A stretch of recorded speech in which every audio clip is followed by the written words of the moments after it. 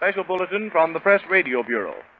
Friends of the royal family informed the United Press tonight that Queen Mary now feels that it is for the best interest of the empire that Edward should abdicate.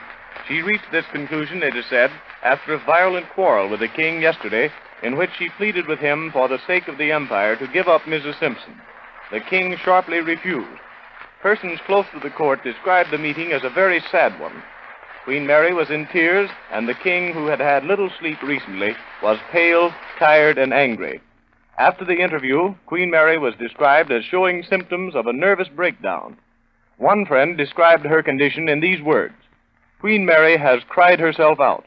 Now she seems to be in a trance, hardly able to realize that all she and King George worked for, all the popularity of the royal family, which they had devoted their lives to fostering, is now tumbling down. Her distress is extreme."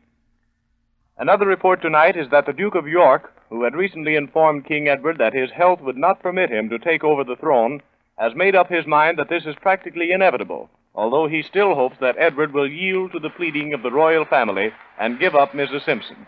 However, it is unlikely that anything really definite about the king's attitude will be known until tomorrow, when Prime Minister Stanley Baldwin addresses the House of Commons.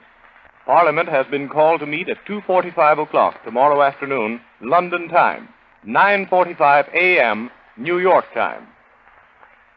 From London, the Daily Mirror, a London newspaper, prints an editorial tonight saying that the opposition of the British dominions to the marriage of King Edward and Mrs. Simpson has been caused by what this newspaper calls the newspaper hooligans of the United States. It goes on to say that America's biggest export for the past 6 months has been venomous gossip and twisted headlines based on rumor, and that public opinion has not yet really crystallized in Britain, as the people's enlightenment has only just begun. The London Mirror also says, quote, "The Mirror favors the king's marrying Wally if he chooses.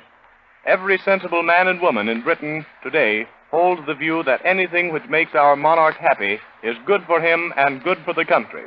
The king wants to marry Mrs. Simpson, and the people of Great Britain want his request granted, without diplomatic pressure. But it is easy to understand the nervousness of the Dominion premiers. What would our attitude be if our minds had been warped and numbed by a gangster press, intent only with providing boys with sensations of bellow above the din of traffic in the streets of New York and Chicago," unquote. The London Daily Mirror for several days has been urging the cabinet that they make public all the facts concerning the king. This bulletin was from the Press Radio Bureau. Meanwhile, Columbia will continue to interrupt all scheduled programs wherever necessary in order to keep its public abreast of the latest developments in the British crisis.